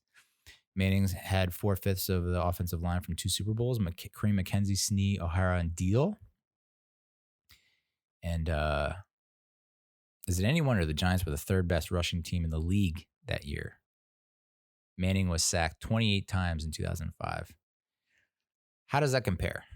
So the 2005 Giants averaged 4.7 yards on the ground. 2020 Giants averaged less than 2 yards per attempt. So Manning got sacked 28 times. In all of 2005, Jones is on pace to be sacked 48 times. It's almost twice. He doesn't have the running game. Jones doesn't have the running game. He doesn't have the pass protection. He doesn't have the weapons to throw to. So the fact that he's still putting up the kind of numbers he is just an achievement beyond all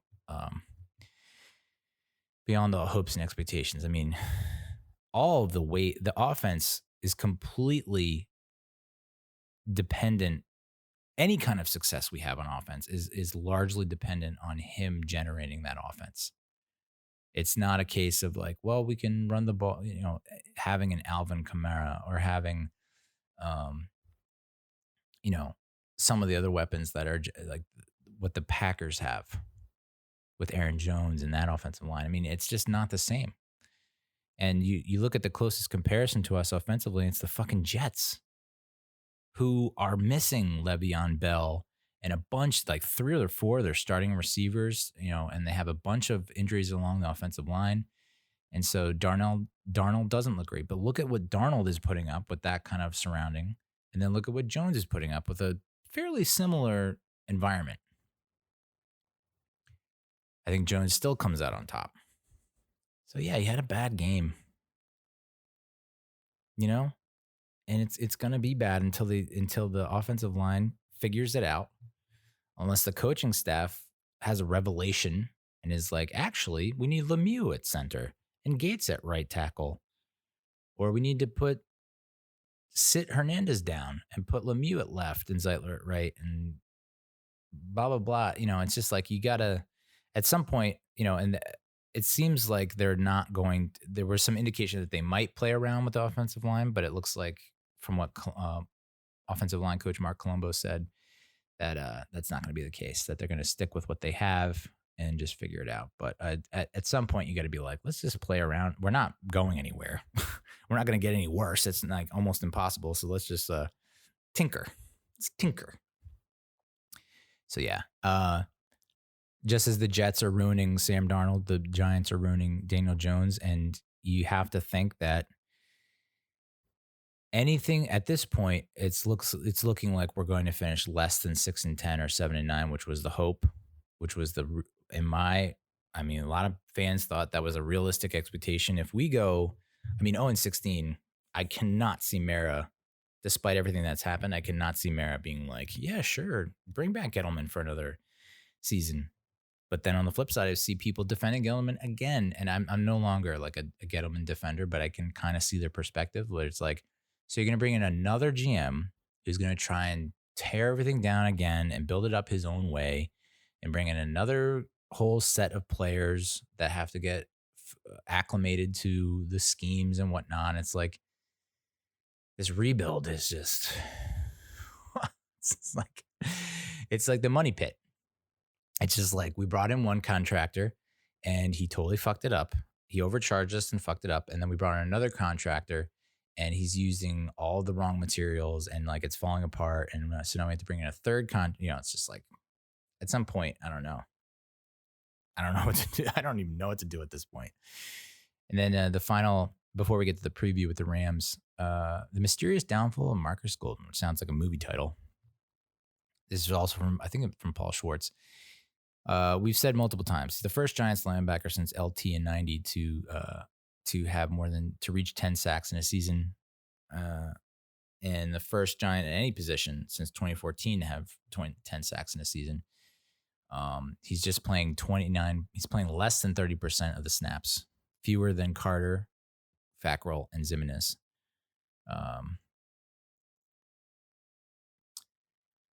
Played 80% of the snaps last year and had 3 sacks in the first 3 games of 2019. So yeah, and Schwartz attributed that to the fact that he was Betcher's boy. Betcher wanted him in here, and he probably played a lot better under Betcher's scheme, and then Patrick Graham's scheme not exactly a fit for him, and so there's not as much opportunity for him to get on the field and get sacks. But I still would think, I said going into the season,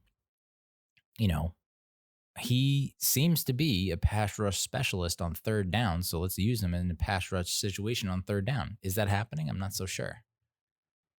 Seems like we're getting mostly Fackrell and Carter on the outside, and then I guess they're bringing in Zimenez. Graham has shown some interesting looks. We talked about the 2-down lineman look against the friggin' Bears that somehow backfired on us. I don't know how you have 9 guys in coverage and they're still picking up third downs. But we've seen that. We've seen no down linemen, even though you have defensive linemen on the field. No down linemen. They're all standing up, kind of that NASCAR look that was so popular with Tuck and O.C. and Stray and that crew. So I don't know that you can necessarily knock it, though. The pass rush, as Schwartz notes, has been surprisingly productive with 8 sacks on pace for a team high since 2014. So, the defense, you see 36 points on the board and you're like, wow, the defense really shit the bed. And it's like, yeah, there were 2 touchdowns or scores there that you can't really pin on them. There were probably another couple of scores that it was like, I don't know. I still, much of the blame cannot be put on the defense. It's just there's been charts and graphs and all kinds of fun visuals of how we are so good on first down on defense, and then we're not great on second down, and we are just flat out stinkerific on third down. So figure it out on third down, and that's I think that's. It's a combination of things, multitude of factors. I have to look at the tape, but I would think that that's a coaching. Something is not being communicated on the field. Like if the coaches are telling the players are not executing it on third down, or the coach is not putting the right personnel on the field on third down to get the job done. Figure it out. Insert big cat gif now.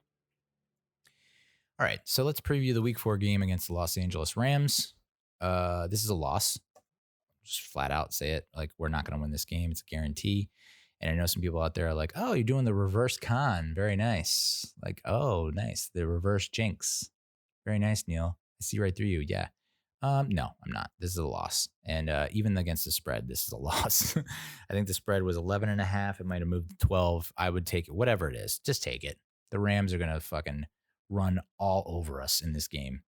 Rams offense, 6th in scoring, 29.7 points per game. I mean, literally, their average for points per game is almost as much as we've scored total.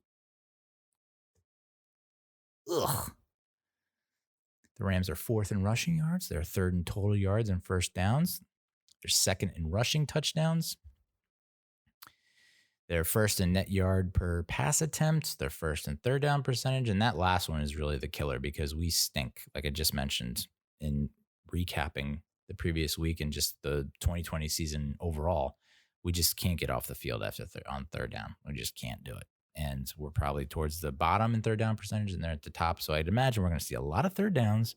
We're going to see a lot of third down conversions. A lot of 10-play drives for 70 or 80 yards that are eat up 6-7 minutes off the clock. So we're looking at a time possession similar to last week, where it's where our offense is only on the field for 20 minutes out of the game. Their defense has allowed 23.7 points per game. It's 13th overall in the league. They're 6th in turnover percentage and 8th in turnovers forced. So you can probably expect what's going to happen in this game. A lot of third down conversions from the Rams offense, a lot of turnovers from the Giants offense. It's going to be fun to watch, guys.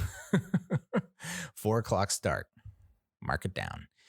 The Giants offense, we averaged 12.7 points per game, which is next to last, which we're actually might be last now because the Jets actually put up 28 last night. And we're 3rd in turnover percentage. So, yeah, we're going to turn over the ball a lot. I just 19, almost 1 out of every 5 drives, Giants drives, end in a turnover. 19% of drives for the Giants offense ends in a turnover. We're in the bottom 5 in just about every major statistical category. I mean, if the clock is not ticking on Jason Garrett, if the seat has not reached maximum temperature on Jason Garrett, maybe we need to review the manual on that seat because it should be scorching. And we're 31st in red zone percentage, which, yeah, just is literally a red zone. It's stop, do not pass go, do not enter. And I just, it's been such a problem for so long. It's the offensive coordinator, no matter who it is, forgets what to do when we get inside the 20. Just we've never put it in the end zone, so I don't know what works. Our defense has allowed 79 points, 26.3 points per game. I mean, that major factor of that was this past Niners game. So they're around 17th, but I think that's just kind of, you can throw out the last 20 points the Niners, like 16 to 20 points that the Niners scored because it was like pretty much over at that point. We're 9th in rushing yards per attempt, which is great. And we're 10th in passing yards allowed. So, we're not allowing a ton of yardage. It's just we cannot. The other offense just continues to chip away, and get first downs, and then eventually, put points on the board. So that's the preview. I mean, I can't spend any more time on that. It's just not looking good. Have I lost all hope? Yeah, pretty much. Yeah, I told my wife, like, hey, Sundays are open. You want to do stuff on Sundays? Let's do it. I'll record the game. Maybe I'll get around to watching it. And I know, like, I'll still keep recording and I'll still keep giving my thoughts. But we're in a bad spot. And even when we had Saquon, even when we had all those weapons that we love so much all on the field at the same time, we didn't do anything. So it's really tough to say what really needs to happen. It really is, because Will Hernandez has regressed tremendously. We have Nick Gates, who probably should not be playing center. We have Cam Fleming, who's not great at right tackle. Zeitler is probably on the decline. We're probably seeing the beginning of the end of Zeitler. Andrew Thomas, I think is going to be a great piece to build around. I think he's the one player that I feel confident in, despite all these like numbers being thrown out there. He passes the eye test. He looks way better than Eric Flowers. He's not over there trying to trip guys. So at least we have Thomas, and at least we have Jones. I still believe in him, unless he comes out the rest of the year and he's throwing 4 picks a game and he just pulls it and has a mental meltdown like Jameis Winston, eating his hand in hype up speeches. I still believe in Jones. I still think Barkley comes back with a vengeance in 21. I think Slayton is something that is at least a number 2 wide receiver, possibly number 1 if he cleans up, some of these mistakes. But I think Ingram, they just cannot figure out how to use Ingram. I think I thought they were going to get on the right path with lining him up as a slot receiver and really playing on those mismatches. If you have a linebacker on him, then you know that you can burn them on quick routes, fast routes, where he can use his agility. If they put a safety on him, he can use his muscle. Or if you put a corner on him, he can out-muscle them, like box out and really play basketball against them. But, as Jordan Raynon said, he's not going to be winning many 50-50 battles. It's like, no, if he goes up against the corner, go up for the ball, probably not going to win it. But in the trenches, like in the 5 to 10 yard range, he can use his body to get separation and at least shake a tackle and get some extra yardage. But I think he's gone. I think he's going to be gone at the deadline. So offensively, we're hurting in a major way because Shepard can't stay on the field. Tate's a non-factor. No run game. I mean, maybe Freeman with another week under his belt, has a better idea of, how we're scheming blocks. But Garrett needs to figure it out. That's the main theme of this episode. Figure it out. Call better plays. Call plays that are better schemed for your personnel. And, I think I saw a graph or statistic where it's like we don't use any motion. We're like dead last in using motion or showing varying looks pre-snap. Let's get all Sean Payton on their asses. I mean, I remember Sean Payton's offense in 2000 or 2002 or something like that. And sometimes there was like a major shift with 3 or 4 guys. And then there was a motion and the defense is just standing there like, I don't know what the hell's coming at me now. Let's just get into that. Let's do RPO. Let's use motion. Let's do all the things that people were so excited about when we signed Garrett, when we brought him on. And let's put our friggin' money where our mouth is. Like all this positive talk, this will be a huge week. If we come out and we lose by 20, we get blown out again. That's a wrap. I mean, I know it's the Rams. I know they're super good this year. They've shown a lot. And they're probably going to threaten for the postseason. I mean, that's a tough division. All 4 of those teams are awesome. Seahawks, Rams, Cardinals, 49ers, I mean, they're all just like, I don't know how any of them misses the playoffs unless the Niners continue to suffer some injuries. So it's not looking good. So like we were favored against the Cardinals before the season. I think we're now not favored against them. That looks like a loss.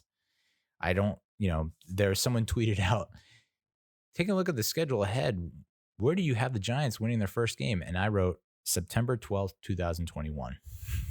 We're looking at an 0-16 season. And if that happens and we get the number 1 pick, let's not pick Trevor Lawrence. Let's just not do it. Let's trade down, get a shit ton of picks, and fill in the gaps along the offensive line if we can there. Playmaking wide receiver, because the defense feels like it's getting to a good spot. I know we're still not completely satisfied with it, but we're better than we have been in the past. We got a pass rush now that is not formidable, but at least there. It's present. It's a factor. Our linebackers are still, other than Martinez, I don't know that anyone, maybe Carter, is really standing out. And then your secondary, it's like Valentine's obviously not the solution. Yadam's not the solution. Lewis isn't the solution. We just picked up Madre Harper, who was on the Raiders practice squad. So maybe he's going to start for us against the Rams. Who knows what he comes away with or is able to provide. But I guess I like Love. I haven't seen McKinney in action yet, but he was on pace to on par. A lot of people saying he had all pro written all over him. Peppers can't stay healthy, which is unfortunate because I like him when he's on the field, but you had to be on the field. And Bradbury, such a huge pickup. So far, Bradbury and Martinez paying off. Fleming, not so much. But oh man, this is it's bad when you're at the point where you're no longer mad, just disappointed. I feel like the Giants' dad. It's like, I'm not mad, I'm just disappointed. That's not good. When you stop being mad and you just like, there's no end in sight. This is just going to be how it is. Like this season is a wash. I mean, it's, Sunday's game was the 27th September. And I knew right then and there, 0-3, this season's over. I will continue to watch. I will continue to support, but this season is for sure over, and it's not even October. And when is the last time we went into October thinking, I mean, I guess last year we were 2-2 and we were coming up against the Pats and we're like, well, we could sneak one here. Maybe we beat the Vikings. So even at 2-4, I was like, But at this point, zero confidence we're going to turn this around. And you can't really put the onus on Joe Judge. I think he did the best he could. Again, he in the same situation as Luis Rojas, we talked about with the Mets. Young first-time manager, first-time head coach, young, dealing with a pandemic that has severely crippled and cramped their coaching abilities, how they operate, typically having to do a lot of things virtually, having to juggle based on opt-outs and whatnot. So I don't know that you can really count any of this against Joe Judge unless he completely loses it and is just like, but I can't see that happening. I think he's too disciplined. So Gettleman's good as gone, right? And I understand the other people saying, well, you're going to bring in another GM that's going to shake it up again. And it's like, well, then don't hire the GM. You really need to vet your GM and be like, hey, these are the pieces we like that have performed with us. You are going to talk to Joe Judge. Joe Judge is going to tell you the pieces that he wants to keep, that he knows are playing well, that he can coach and develop and nurture and lead. Here are the guys that you do not touch. And all these other guys, have at it. And that's how we get back on the winning path. So that's the show. Thank you so much for listening, tuning in, and watching. Again, I'm on Facebook.com/GiantMess, YouTube.com/Neal Lynch, or YouTube.com/Real Cinch. Real Cinch on Instagram and Twitter. Subscribe. Spotify, Apple, all the good ones, all the podcast providers out there. I'm there waiting for you. And we'll talk to you next week. Adios, muchachos.